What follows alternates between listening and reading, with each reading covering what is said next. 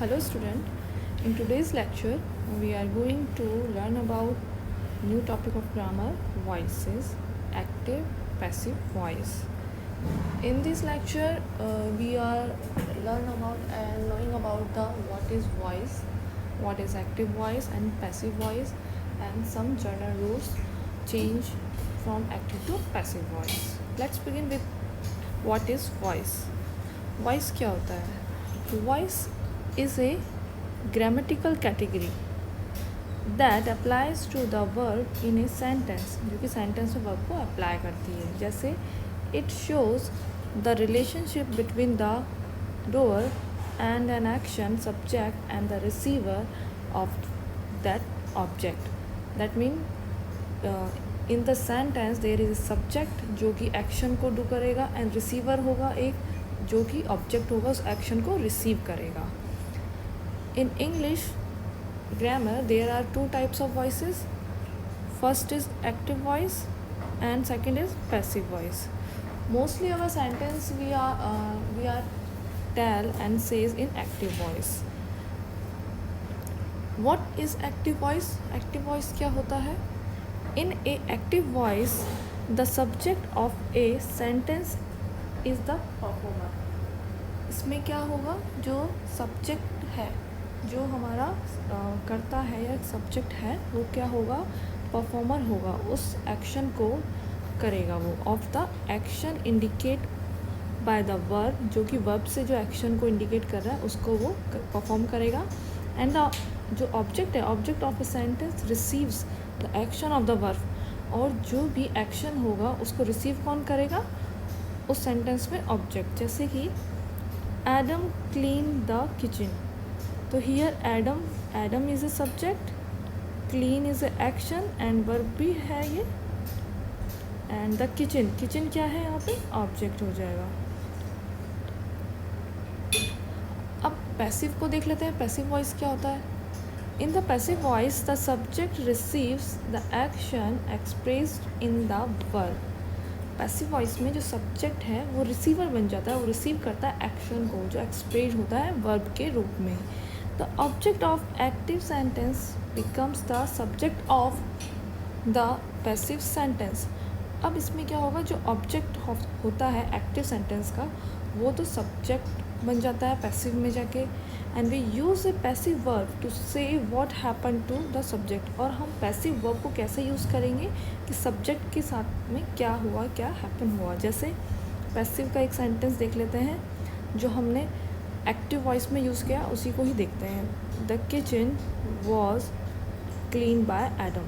अब यहाँ पे जो पहले किचन जो था ऑब्जेक्ट हो रहा तो वो पैसिव में सब्जेक्ट बन गया एंड एक्शन वही रहेगा, बस इसमें टेंस का चेंज, इसमें जो टेंस है वो का वही रहेगा, लेकिन जो वर्ब है वो हमेशा पास्ट पार्टिसिपल का यूज़ होगा, यानी वर्ब की था फॉर्म का. एंड जो इसमें सब्जेक्ट था वो क्या हो गया है, ऑब्जेक्ट बन गया है.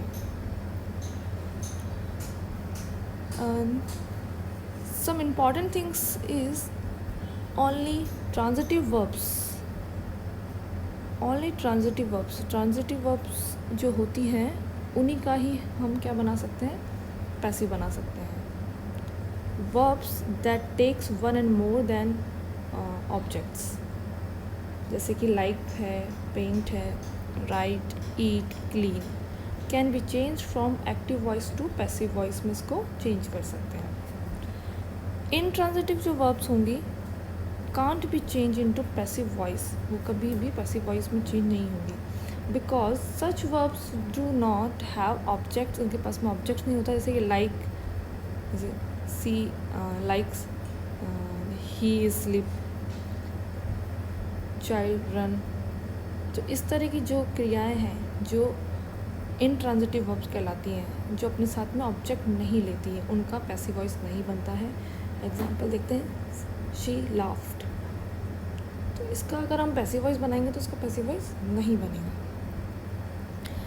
If transitive verbs are used with preposition के साथ में अगर हम ट्रांजिटिव वर्ब्स को यूज़ करते हैं that can be change into passive voice, then we can change them into the passive voice. How? She laughed at joker. तो यहाँ पे एट प्रपोजिशन है और ये जोकर इसके साथ में जुड़ गया है, तो इससे क्या होगा, ये पैसिव वॉइस इसका बन जाएगा। नेक्स्ट है present perfect continuous tense, past perfect continuous tense, future continuous tense and future perfect continuous cannot be changed into the passive voice. There are some tenses which are not be changed into passive voice. कौन कौन सा है? present perfect continuous tense, past perfect continuous tense, future continuous, future perfect continuous tense. Some general rules. Identify the subject. First of all, in the sentence we must be identify the subject and the verb and the object in the main sentence. का जो भी sentence उसमें हमें पहले subject देखना है, then verb देखना है, देन ऑब्जेक्ट को पहचानना है. Next, change the place of the object of the main sentence into the subject of a new sentence. अब जो मेन सेंटेंस है यानी हमारा जो एक्टिव सेंटेंस है उसमें से हम सब्जेक्ट वर्ब को पहचान के जो हम न्यू सेंटेंस बनाएंगे यानी जो हम पैसिव उसका बनाएंगे उसमें दोनों जो सब्जेक्ट और ऑब्जेक्ट है उसका इंटरचेंज कर देंगे. दैट मीन्स एक्टिव में जो ऑब्जेक्ट है उसको हम पैसिव में सब्जेक्ट बना देंगे. Use the suitable helping verb और auxiliary verb as per the form of tense in the main verb and numbers के अकॉर्डिंग जो सब्जेक्ट बनेगा उसके अकॉर्डिंग हम उसमें जो हेल्पिंग वर्ब है उसमें चेंज करेंगे एंड उसको वर्ब को लगाएंगे of the object in the main sentence which become the subject of the new sentence. Change the verb into past participle यानी हमेशा verb का थर्ड फॉर्म का यूज़ होगा of the verb in a new sentence में, यानी passive बनाएंगे जब हम उसमें हमेशा verb की थर्ड फॉर्म आएगी. Put the remaining words other than subject, verb, object from the main sentence. Next है add the preposition by का यूज़ करेंगे हम लास्ट में बिफोर द ऑब्जेक्ट. जो भी हम ऑब्जेक्ट लगाएंगे उससे पहले हम उसमें by का यूज़ करेंगे पैसिव बनाते वक्त. Change the subject of A main sentence into the object of a new sentence. Forms of pronoun. अब जब हम एक्टिव से पैसिव बनाएंगे तो हमारा प्रोनाउंस भी चेंज होगा, तो उनका एक जो चार्ट है this is very helpful in changing in from active to passive. Let's see this. Subjective case में फर्स्ट फॉर्म जो है एंड पॉजेसिव केस का सेकंड फॉर्म एंड ऑब्जेक्टिव का थर्ड फॉर्म. इनको हम देख लेते हैं. I, my, me, we, our, us, you, your, you, he, his, him, she, her, they, their, them, who, whose, whom. अब जो टेंस में जो चेंज होगा, टेंस में कैसे हम पैसिव फॉर्म को बनाएंगे उसको भी देख लेते हैं. जैसे प्रेजेंट जो सिंपल टेंस होगा उसका हेल्पिंग होगा इज एम आर, तो उसमें वर्ब की थर्ड फॉर्म लगेगी. वैसे तो इसमें आई एन जी लगता है लेकिन हम यहाँ जो बनाएंगे इसको पैसिव वॉइस को तो उसमें वर्ब की थर्ड फॉर्म लगाएंगे. प्रेजेंट कंटिन्यूस टेंस में भी is am are I N G की जगह बीइंग लगेगा एंड वर्ब की थर्ड फॉर्म लग जाएगी. इसी तरह से प्रेजेंट परफेक्ट टेंस में हैज़, हैव, बीन वर्ब की third form. Present perfect continuous में नो पैसिव यानी नो चेंज, कोई भी चेंज होगा उसका पैसिव नहीं बनेगा. पास्ट सिंपल का वॉज वर वर्ब की थर्ड फॉर्म. पास्ट कंटिन्यूस में वॉज वर बीइंग वर्ब की थर्ड फॉर्म. पास्ट परफेक्ट का हैड बीन वर्ब की third form and past perfect continuous में नो चेंज.